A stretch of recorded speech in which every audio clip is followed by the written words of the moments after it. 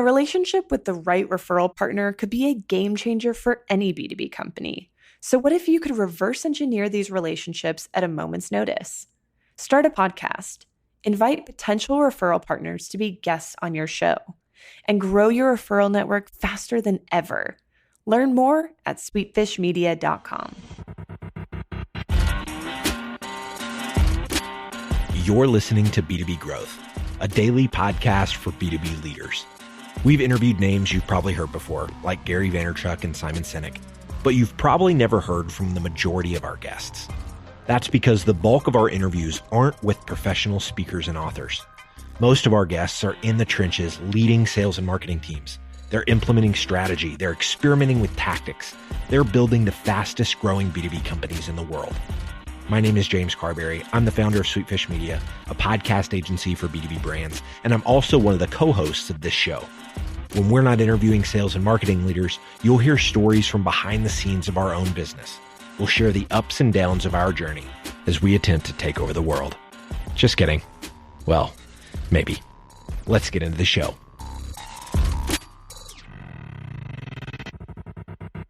Welcome back to the B2B Growth Show. I'm your host for today's episode, Logan Lyles, Director of Partnerships here at Sweetfish Media. I'm joined today by Aisling MacRunnels. She is the CMO at Synack. Aisling, how are you doing today? I'm great, Logan. Thanks for having me on. Oh, thank you for joining us. We're going to be talking about some of your principles for addressing and building a new market. Before we get into that, Aisling, I would love for you to share with our listeners a little bit about yourself and what you and your team are up to these days. Absolutely. Thanks, Logan. So I have been a CMO in Silicon Valley for quite a long time now. I've had just a lot of fun working with established brands and working with new brands, and in general, just harnessing this great entrepreneurial mindset that we are surrounded by. Right now I'm CMO at Synack. We are a crowdsourced security company. We harness hackers, ethical hackers, from over 60 countries around the world. And we deploy those hackers in combination with artificial intelligence in order to be able to find vulnerabilities in enterprise code before the bad guys get there. So we're basically staying one step ahead of the bad guys by deploying these brilliant people, finding vulnerabilities and fixing them. Fascinating. It's almost like if you think a Lyft or Uber model, but we're doing it with ethical hacking.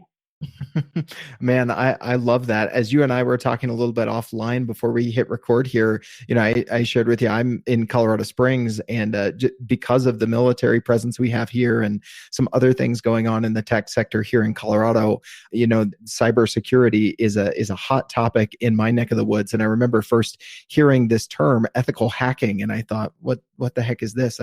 I know. This seems like a misnomer, but I think that's a great way to explain it to folks who aren't as familiar with that, and some very cool stuff you guys are doing. It is really, really cool. And actually the government, DOD is one of our big customers. The IRS is a customer, but then we also have customers like Domino's who, sometimes people think it's worse if your pizza doesn't get delivered because they got hacked. So it's really fun to work with such a breadth of customers. But this is one of those things, Logan, that even a year ago, you didn't want to use the term ethical hacker because hacker itself was associated with something scary and bad.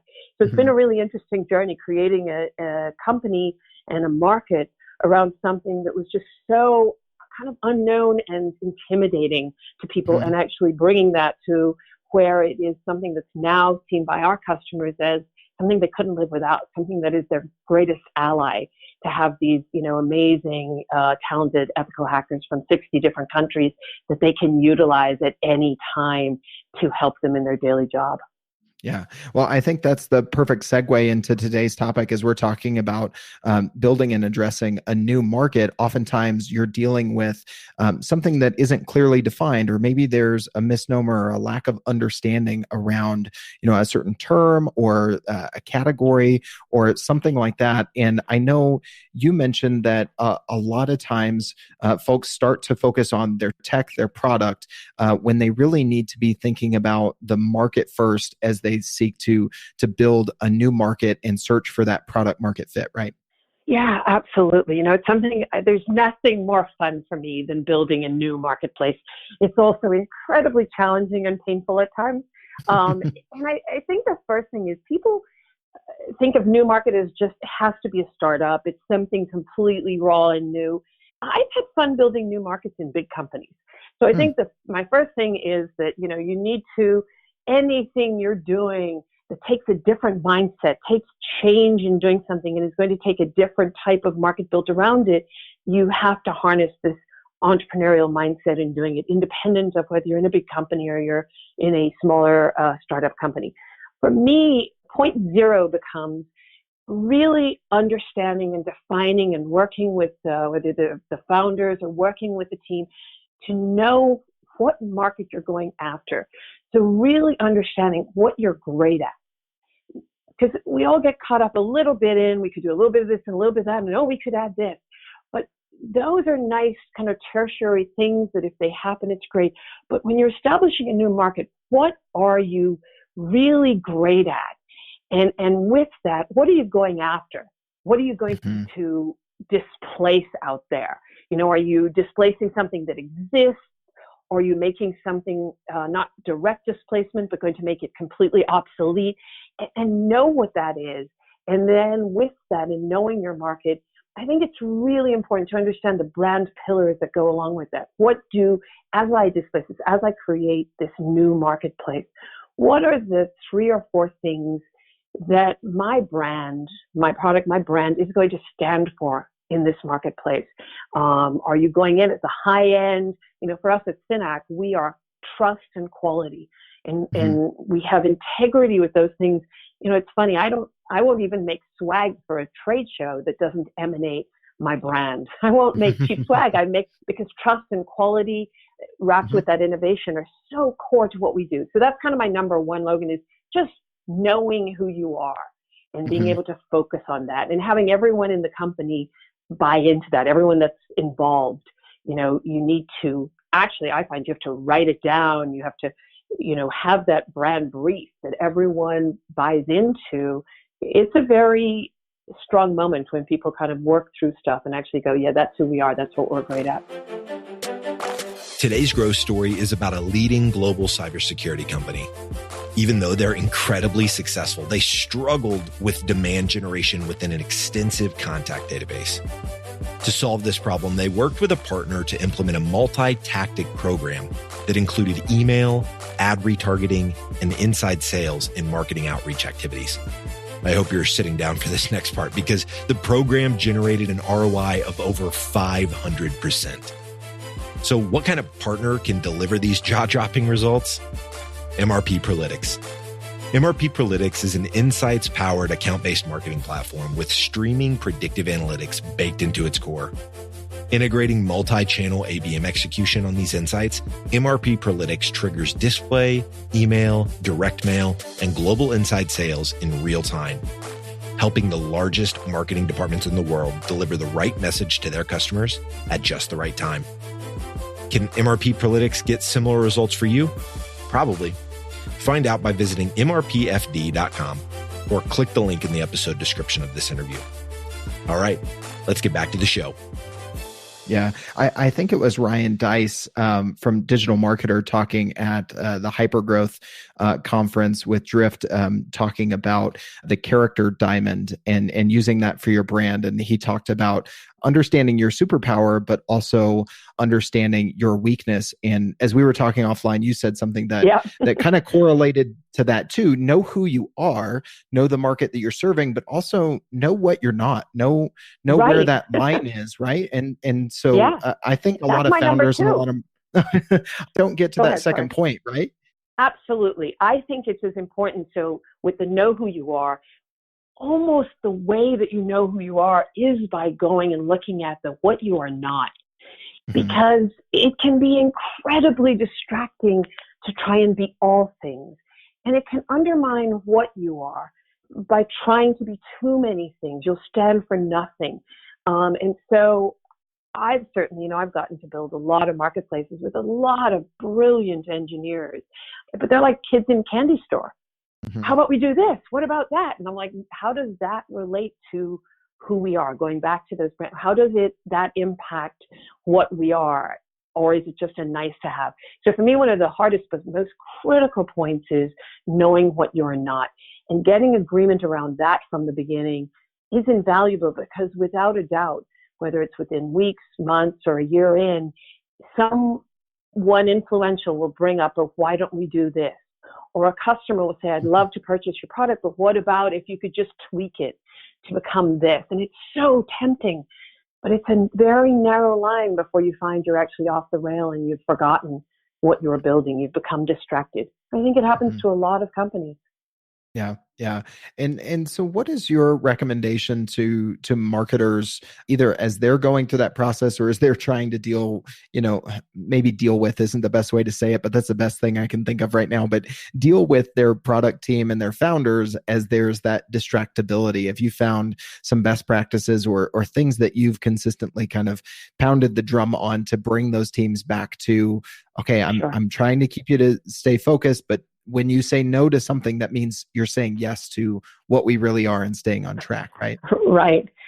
So one of the ways, it's always hard. One of the challenges I think marketing has is that we are a little intangible from people's perspective. So my first answer to that, Logan, is that if you did a good job establishing what you are, if you wrote it down, I actually will get founders to sign it. Like everyone, not only do we put this document together, we sign it. It's like a pledge for all of us. If you do that, you've got a good step forward towards making people really buy in to the what you are.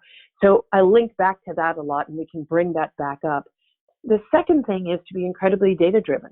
It's hard, and I'm not just talking MQL, SQL, and that type of data, but if you analyze the market, even if you have to make some assumptions up front to really define what you're going after, then you can use that data, that same model, to apply it to this next request or this, what may be a distraction, and see, does it fulfill the criteria of what you mapped out? So, I'm probably, I have been quoted frequently for saying the market roadmap is just as challenging and just as critical as a product roadmap. And I think all too often people create a product roadmap. They don't create a market roadmap. And by that, I might mean with the product that we're bringing out first, what industry are we going after? What title within that industry? What are the criteria that we're going to meet? Because again, sometimes you may have a big goal, but you have to work to get there, and you should have a roadmap to get there. For us, it may be, eventually we will be able to sell to directors of security who will make these decisions. But we knew at first we had to focus on the Fortune 500 and focus on the CISOs who would have that ability to make a hacker, bringing in hackers, ethical hackers, an acceptable thing to do. So we really didn't market to others. We took it very seriously to live up to our market roadmap. And that helps avoid those distractions you're talking about. Yeah. And I imagine patience plays a big role, both for marketers and for founders, as you're building a new market and you're trying to stick to who you are, and you're not necessarily seeing those results right away, because that can be a long, winding road along the product roadmap and the market roadmap, right? Right. I think it's almost the most challenging part, because you get these enthusiastic, brilliant people together, and you harness everyone to buy into a vision and to sign in blood to that vision. And then you keep everyone, focused on it. But time will always take a little longer. Even when things are moving beautifully, we tend to be a little impatient. We want that customer, that account to close a little more quickly. We want that analyst firm to write about us a little faster than they do. There's always going to be something that isn't quite going at the pace or the cadence we wanted. And that's where, going back to my number 2, which is knowing what you're not, that's where it gets tempting to break your own rules. It gets tempting to deviate from the plan. Now, I'll say sometimes the market comes up with a really good reason to deviate. Things change and you have to adjust. So I'm not suggesting that people be so rigid that they can't adjust. But when it's not something like that, when it's just a slight impatience or an opportunity that is good but could distract completely from the main and bigger opportunity, that's when patience kicks in. I've joked again, I've been in the Valley a long time now, And, I love to joke around here. Sometimes startups are for old people, and I put myself down when I say that. But, I did find, having lived through a lot of this, that a key role I've been able to play from the marketing perspective is to help the other executives be more patient, realize that it's okay if we don't jump at this one opportunity, or if we stick to our guns a little bit.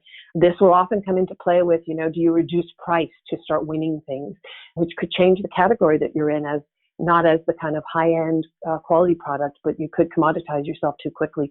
So critical decisions like that, patience plays a really, really important role. And I think it has to often come from the marketing team.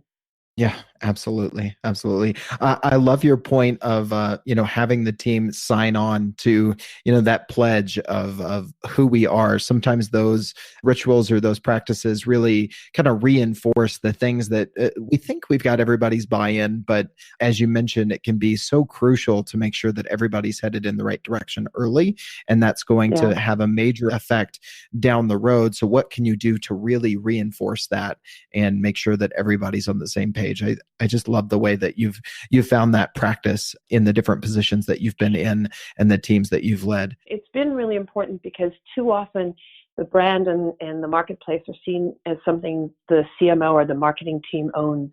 If you do this and set it up right, it becomes something, I always say we're the heartbeat of the company. We're the pulse, we're right in the middle, but it becomes something that then everyone owns. You want to make sure that it's not just seen as marketing owning that strategy and that brand brief, but by bringing everyone through it, it can take days and weeks of meetings to get everyone to voice where they're going and get on that same page.